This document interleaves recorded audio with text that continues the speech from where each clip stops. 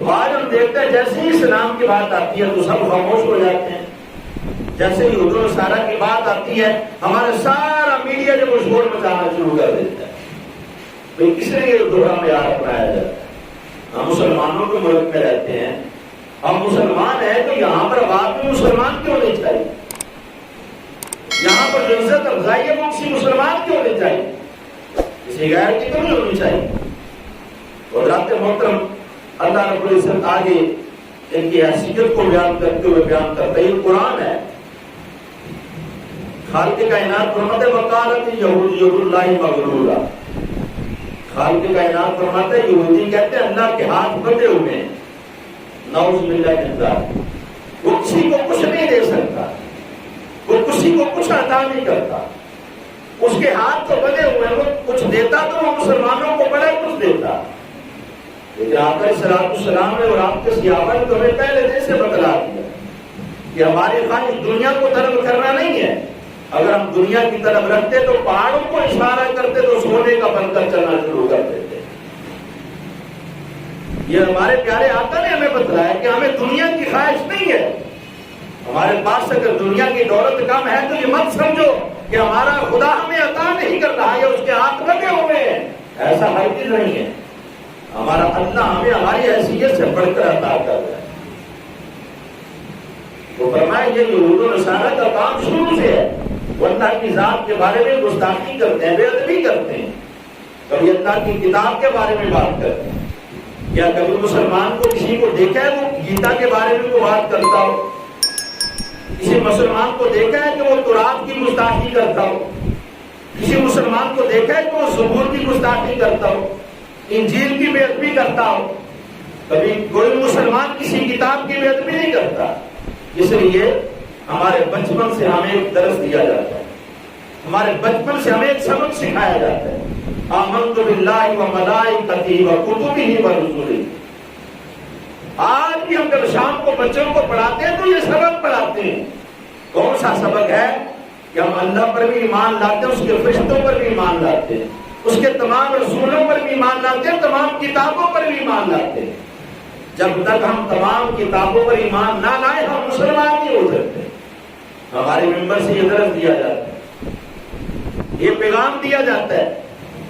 لیکن کیا تمہاری طرف سے یہ بات کی جاتی ہے تم اہل کتاب ہو کہ قرآن کی بے ادبی نہ کی جائے, قرآن کی گستاخی نہ کی جائے؟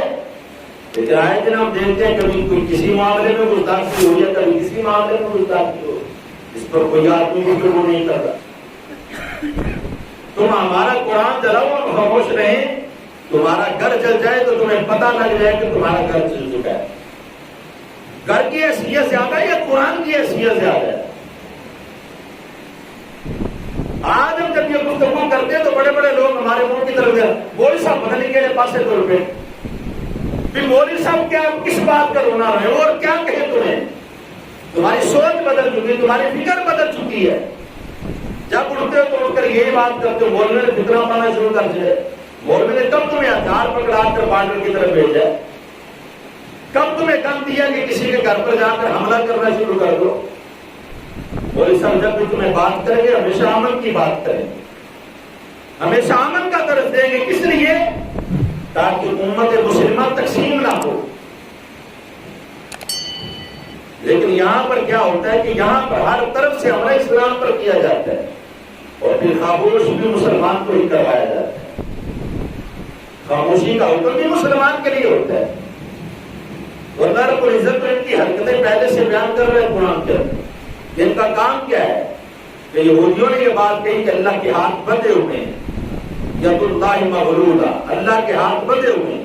غلت ایدیہم, اللہ کہتا ہے پیارے محبوب ان کو کہہ دو اللہ کے ہاتھ بندھے ہوئے ہیں بلکہ تمہارے ہاتھ بندھے ہوئے ہیں. اللہ کے ہاتھوں کو کون مان سکتا ہے؟ وہ کسی سے قید ہو سکتے ہیں؟ کیا کوئی اس کو روک سکتا ہے عطا کرنے سے؟ کیا اس کو کوئی ٹوک سکتے ہیں عطا کرنے سے؟ وہ جب چاہے جس کو چاہے وہ جتنا مرضی عطا کروا. یہ اللہ رب العزت کی شان ہے, یہ اس کا مقام ہے. وہ جب چاہے جس کو چاہے جتنا عطا کر دے. تو اللہ رب العزت کی بات بیان کر رہا ہے الٹا چاہیے جی اللہ کے ہاتھ نہیں بندھے ہوئے بلکہ تمہارے ہاتھ بندھے ہوئے. تو پھر اللہ رب العزت نے آگے قرآن مجید فرقان حمید میں کیا ارشاد فرمایا؟ وَلُعِنُوا بِمَا قَالُوا، اور یہودی اپنے اس قول کی وجہ سے ملعون قرار کیے۔ یہودیوں پر جو کفار پر لعنت بھیجی جاتی ہے تو ان کے کرتوتوں کی وجہ سے بھیجی جاتی ہے۔ کوئی بھی مسلمان اس پر ایسے ہی لعنت نہیں بھیجتا، یا اللہ ان پر ایسے لعنت نہیں بھیج رہا، یا رسول اللہ ان پر ایسے لعنت نہیں بھیج رہی۔ یہود و نصارہ پر اگر لعنت بھیجی جا رہی ہے تو ان کے اس غلط قول کی وجہ سے بھیجی جا رہی ہے کہ ان کا یہ قول غلط ہے، ان کا یہ کہنا غلط ہے کہ اللہ رب العزت کا ہاتھ بندہ ہے۔ اللہ کا ہاتھ بندہ ہوا نہیں ہے، وہ اپنے اس قول کے اندر ہمیشہ غلط تھے، غلط ہے اور غلط رہیں گے۔